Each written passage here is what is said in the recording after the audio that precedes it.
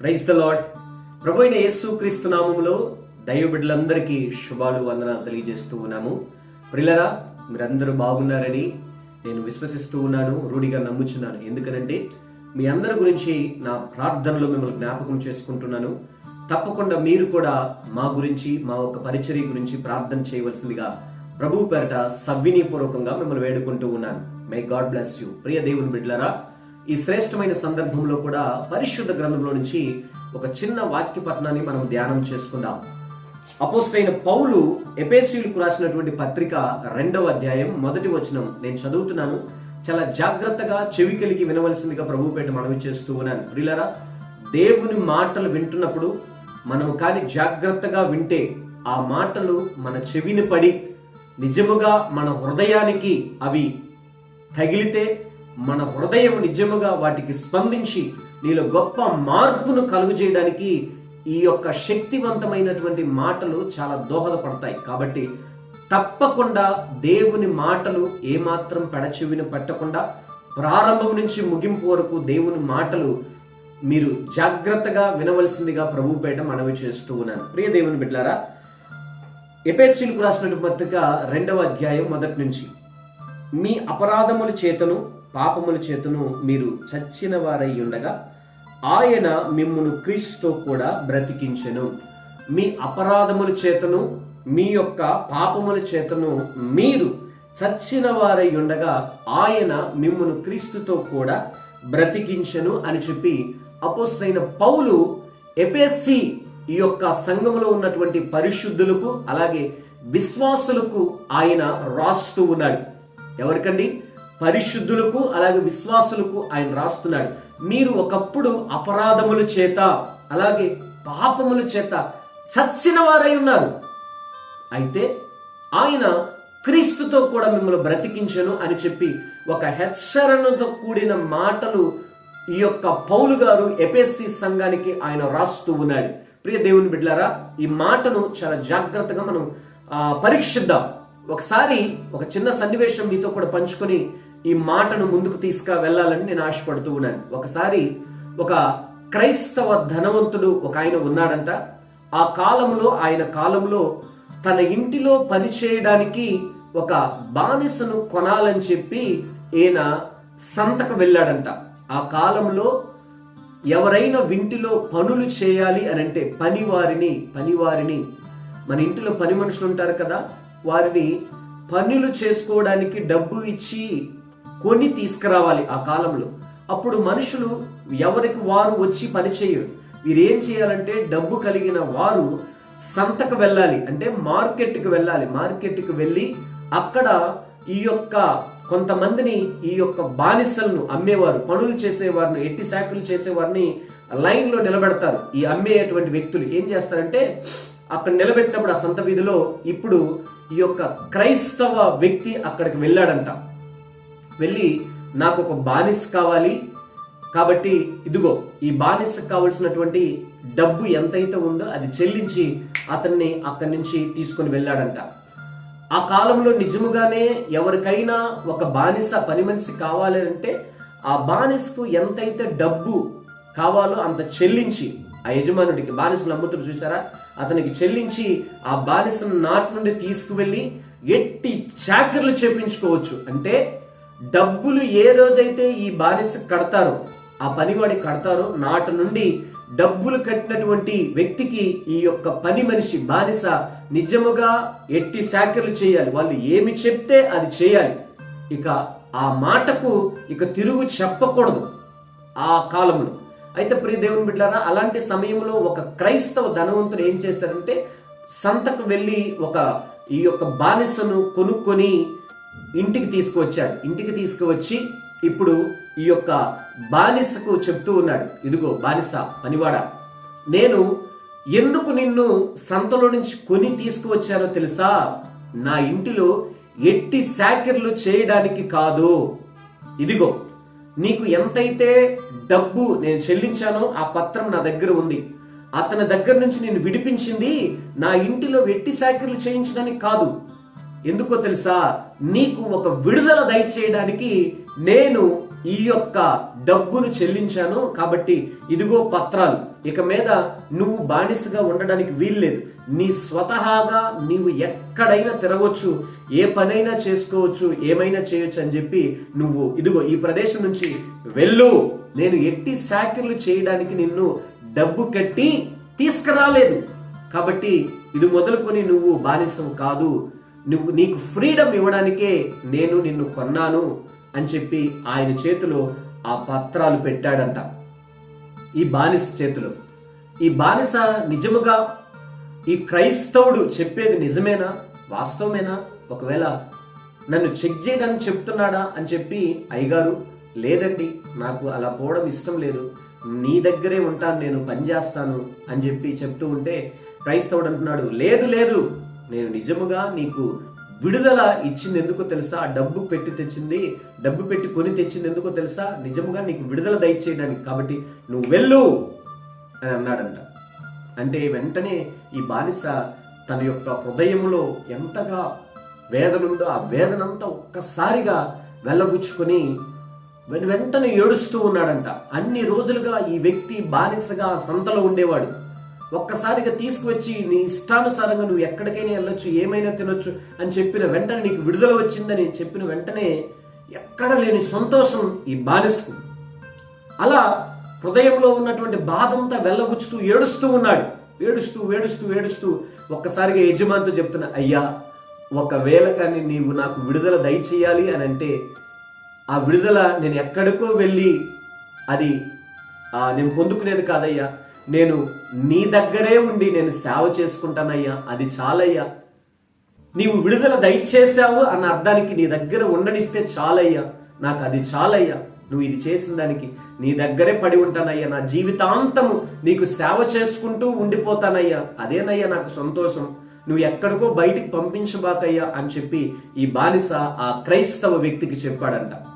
అప్పటి నుండి ఆ క్రైస్తవ వ్యక్తి కూడా ఇతను ఇంతగా అడుగుతున్నాడు కాబట్టి ఇతను ఇక్కడే సంతోషంగా ఉంటాడేమో అని చెప్పి ఆ వ్యక్తిని అక్కడే ఉంచాడంట. ఆ బానిస కూడా ఆ విడుదల దయచేసినటువంటి ఆ వ్యక్తికి, క్రైస్తవ వ్యక్తికి ఎంతగానో కృతజ్ఞతగా తన జీవిత కాలము బ్రతికాడంట. Praise the Lord, praise the Lord. దేవునికి మహిమ కలుగునగా. ప్రియ దేవుని బిడ్డలారా, ఇప్పుడు వాక్యపట్నంలోనికి వద్దాం. నేను చెప్పినటువంటి చిన్న ఉపమానం మీరు విన్నారు. వాక్యపట్నంలోనికి వద్దాం. ఇక్కడ పౌలు గారు ఎఫెసీ సంఘానికి ఆయన రాస్తూ ఉన్నాడు, మీరు ఒకప్పుడు అపరాధములు అలాగే మీ యొక్క పాపముల చేత చచ్చిన వారై ఉన్నారు. మీ అపరాధములనే బానిసత్వంలో మీ పాపముల చేత మీరు ఒక చచ్చిన వారిగా ఉన్నారు.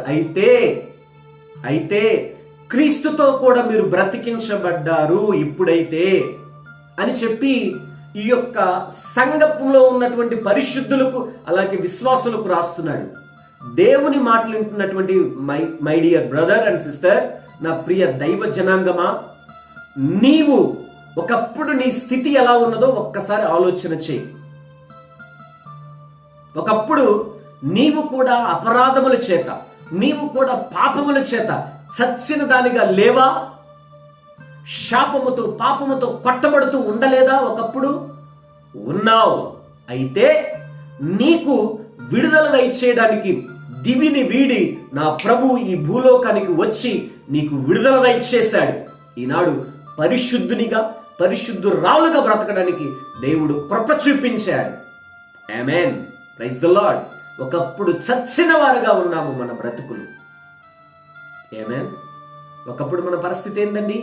అపరాధముల చేత, శాపములతో, పాపములతో మన బ్రతుకు బానిస బ్రతుకు. అయితే ఇప్పుడు మన పరిస్థితి ఏంటంటే, దేవుని మహాకనికరము చొప్పున దేవుడు మనల్ని బ్రతికించాడు. ఆ స్థితిలో నుంచి బయటికి తీసుకువచ్చి ఒక విడుదల ఇచ్చేశాడు. అయితే విడుదల దయచేసినటువంటి ఆ దేవునికి మన జీవిత కాలము కృతజ్ఞతలమై ఉన్నామా అన్నది ప్రశ్న ఇక్కడ. నా ప్రియ దేవుని బిడ్డలారా, విడుదల దయచేసినటువంటి ఆ దేవునికి మనము కృతజ్ఞతలమై మనం ఉన్నామా అన్నది ఇక్కడ ఒక ప్రశ్న. అలనాడు క్రైస్తవ ఒక డబ్బు కలిగినటువంటి వ్యక్తి ఒక బానిసను రిలీజ్ చేసినప్పుడు, అతనికి విడుదల దయచేసినప్పుడు, ఆ విడుదల పొందినటువంటి ఆ బానిస అన్నాడు, అయ్యా నీ పాద సన్నిధిని సేవ చేసుకుంటూ నీ దగ్గరే ఉండిపోతానయ్యా, ఇదే నాకు విడుదలకు ఒక సూచన, ఇక్కడే నేను సంతోషంగా ఉంటానయ్యా, కాబట్టి నా జీవిత కాలం అంతా నీకు కృతజ్ఞతున్నై ఉంటానయ్యా అని చెప్పాడు. అది బ్రతుకు, అది కదా బ్రతుకు. అయ్యా నీవు నన్ను విడిపించావు కదా, విడిపించినందుకు నా జీవిత కాలం అంతా కూడా నీకు కృతజ్ఞతున్నై ఉంటానయ్యా, నా శేష జీవితం నీ పాద సన్నిధిని నేను గడిపేస్తానయ్యా అని ఆయన ఒప్పందం కుదుర్చుకున్నాడు. అది కదా బ్రతుకు, కృతజ్ఞత బ్రతుకు. ఈనాడు మరి నీ శేష జీవితం నువ్వు ఎక్కడ గడుపుతున్నావు? సగ జీవితం పాపములో శాపములతో కొట్టబడుతూ ఉన్నప్పుడు నా ప్రభు విడిపించి, ఆ పాపపు కూపములో నుంచి విడిపించి, ఈ దినాన నీవు బ్రతికి ఉండడానికి కారణభూతుడు నా దేవుడు కదా, ఈ దినాన నీకు విడుదల దయచేసినటువంటి ఆ దేవునికి కృతజ్ఞతుడవై ఉన్నావా? నా ప్రియ స్నేహితురాలా, నా ప్రియ చెల్లి, తల్లి, దేవుని మాట్లాడుతున్నటువంటి నీవు నిన్ను చచ్చిన స్థితిలో నుంచి బ్రతికించినటువంటి ఆ దేవునికి కృతజ్ఞతరాలువై ఉన్నావా? ఒకప్పుడు శాపముతో పట్టబడి ఉన్నావు, ఒకప్పుడు పాపములతో నీ బ్రతుకంతా సర్వనాశనం చేసుకున్నావు, కానీ క్రీస్తుతో కూడా బ్రతికించాడు ఆయన. అలనాడు ఎఫెసీ సంఘానికి అపోస్తలుడైన పౌలు చెప్తున్నాడు, మీరు అపరాధముల చేత పాపముల చేత చచ్చారు, అయితే దేవుని మహా కనికరము మీ పైన చూపించి క్రీస్తుతో కూడా మిమ్మల్ని బ్రతికించాడు. కాబట్టి నా ప్రియ దైవ జనాంగమా, ఇది జ్ఞప్తికి తెచ్చుకోండి అని అలనాడు పౌలు గారు చెప్తూ ఉన్నాడు. ప్రియ దేవుని బిడ్డలారా, వాక్యం వింటున్నటువంటి దైవ జనాంగమా, క్రీస్తు నిన్ను విడిపించాడు. మరి విడిపించిన ఆ బ్రతుకును బట్టి ఇదిగో నీ యొక్క శేష జీవితం దేవునికి అప్పచెప్పి, ప్రభువా ఇదిగో నీ ఎదుట క్రీస్తు పరిచారకుడుగా, క్రీస్తు పరిచాలకు రాండ్రులుగా మేము బ్రతకడానికి నీ సన్నిధిలో పరిచర్య చేస్తూ మా శేష జీవితం ముగించాలయ్యా, ఇదే మాకు మా ధన్యత ప్రభువా, ఇదే మాకు సంతోషం నాయన, మీరు మాకు దయచేసినటువంటి విడుదలను బట్టి ఇదే మేము కోరుకుంటున్నాము నాయన అని చెప్పి ప్రార్థించేవారిగా మనం ఉండాలి. కానీ దేవుడు విడుదల దయచేశాడని చెప్పి ఇష్టానుసారంగా మనము తిరగడం అన్నది కరెక్ట్ కాదు. ఒకప్పుడు పట్టబడి ఉన్నావు, పట్టబడిన నిన్ను విడుదల దయచేసింది దేవుడు. ఎందుకో తెలుసా? ఇష్టానుసారంగా తిరగడానికి కాదు, దేవుని పరిచర్య చేయడానికి, దేవునికి ఉపచారము చేయడానికి, దేవుని సువార్తను మోసుకొని నలుగురికి చెప్పడానికి అన్నది ప్రభు పేరట నేను మనవి చేస్తూ ఉన్నాను. ఒకవేళ అనాలోచనతో బ్రతుకుతూ ఉంటే ఇకనైనా దేవుని మాటలు వింటున్నావు కాబట్టి ఒక్కసారి మారు మనస్సు పొంది నీ మనస్సు మార్చుకొని ఇక శేష జీవితం, నువ్వు బ్రతికున్న శేష జీవితం దేవుడు విడుదల దయచేశాడు నీ బ్రతుకుకి. కాబట్టి విడుదల దయచేసినటువంటి ఆ దేవునికి నీవు కృతజ్ఞతుడవై బ్రతకమని ప్రభువు పేట మనవి చేస్తున్నావు. ఒకవేళ ఇంకా పాపములోనే అపరాధములతోనే నువ్వు చనిపోయి ఉంటే క్రీస్తు వారు నీకు హెచ్చరిస్తూ ఉన్నాడు, ఇదిగో నేనున్నాను, నా దగ్గరికి రా, నేను నిన్ను క్రీస్తుతో కూడా లేపడానికి సిద్ధంగా ఉన్నాను ప్రభువు వారు నీతో కూడా చెప్తున్నాడు. అపరాధములతో పాపములతో పట్టబడి ఉన్న ఆ కోపములు పడి ఉన్న వారందరికీ ఒక్కటే మార్గం, వారు బయటికి రావాలి అనంటే, విడుదల కావాలి అనంటే క్రీస్తు అనే ఆ మార్గము తప్ప వేరొక మార్గము లేదు విడుదల పొందడానికి. ఇది నిశ్చయముగా సత్యం సత్యం సత్యం. క్రీస్తు తప్ప వేరే మార్గమే లేదు విడుదలకు. క్రీస్తు తప్ప వేరే మార్గమే లేదు నీ యొక్క జీవితానికి విడుదల పొందడానికి. కాబట్టి నమ్మదాం. పాపములతో శాపములతో కొట్టబడుతూ ఉంటే నిజముగా యేసు క్రీస్తు వారు ఉన్నారు కాబట్టి ఆయన దగ్గరకు వచ్చి విడుదల పొంది, పాపములు ఒప్పుకొని, ప్రాయశ్చిత్తం పొంది, మన అపరాధములన్నీ దేవుని సన్నిధిలో ఒప్పుకొని నిజముగా దేవుని కనికరాన్ని పొందుకొని, ప్రభువా ఇదిగో నీ విడుదల దయచేసినందుకు నా శేష జీవితం నీతో గడుపుతానయ్యా, మీరు చెప్పే పరిచర్యలు చేసుకుంటూ మీ పాద సన్నిధిని బ్రతికే కృపనివ్వు ప్రభు అని ప్రార్థన పూర్వకంగా నువ్వు సిద్ధపడగలిగితే నా ప్రభువు నిత్యముగా అలాంటి కృపను దయచేయడానికి ఆయన సర్వశక్తి కలిగిన దేవుడు, ఆయన నిత్యముగా సంతోషించగలిగిన దేవుడు. మరి ప్రార్థన పూర్వకంగా సిద్ధపడదామా? కళ్ళు మూసుకునండి. చిన్న ప్రార్థన. కృపా సత్య సంపూర్ణుడైన మా యేసయ్య, కృపలో ఐశ్వర్యవంతుడా మా కన్న తండ్రి, ఇదిగో ప్రభువా, అపోస్తులైన పౌలు ఎఫెసీ సంఘానికి చెప్పిన రీతిగా ఒకప్పుడు వారు అపరాధముల చేత, దేవా పాపముల చేత చచ్చిన వారై ఉన్నప్పుడు క్రీస్తుతో కూడా మీరు బ్రతికించారు. దేవా, ఎందరైతే అపరాధముల చేత పాపం చేత నాయన బంధించబడి ఉన్నారు, వారందరికి విడుదల కావాలి అని అనుకుంటున్నారు. కాబట్టి ప్రభువా, మీరే వారందరికి విడుదల దయచేయుదురుగాక. పాపములతో, శాపములతో, అపరాధములతో పట్టబడి ఉన్న వారందరికీ యేసు నామములు మీరు విడుదల దయచేయుదురుగాక. దేవా, విడుదల పొందిన వారందరూ కృతజ్ఞతా జీవితం మీ పాద సన్నిధిని మీ పరిచర్య చేయుతూ, అయ్యా మీ పరిచర్య చేస్తూ వారి శేష జీవితం ముగించబడడానికి మీరు కృపను అనుగ్రహించమని యేసు నామములో ప్రార్థించి వినయముతో అడుగుచున్నాము తండ్రి. ఆమేన్. ఆమేన్.